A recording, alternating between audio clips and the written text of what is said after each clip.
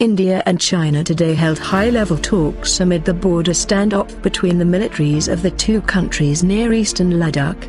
The talks were requested by India and were held at the border personnel meeting point in MALDO on the Chinese side of the line of actual control in eastern Ladakh. The Indian delegation was led by Lieutenant General Harinder Singh, commander of 14 Corps, while the Chinese side was headed by the commander of the Tibet Military District.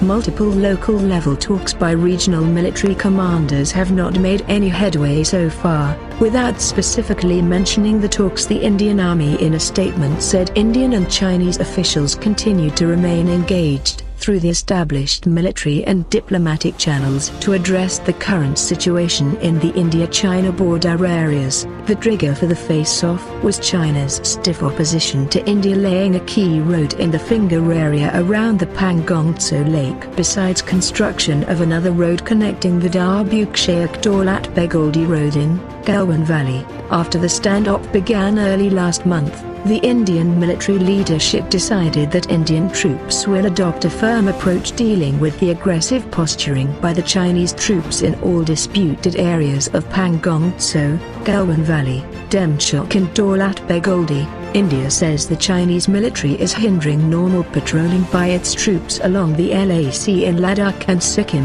and strongly refutes Beijing's contention that the escalating tension between the two armies was triggered by trespassing of Indian forces across the Chinese side. The Chinese army is learnt to have deployed around 2,500 troops in Pangong Tso and Galwan Valley, besides gradually enhancing temporary infrastructure and weaponry.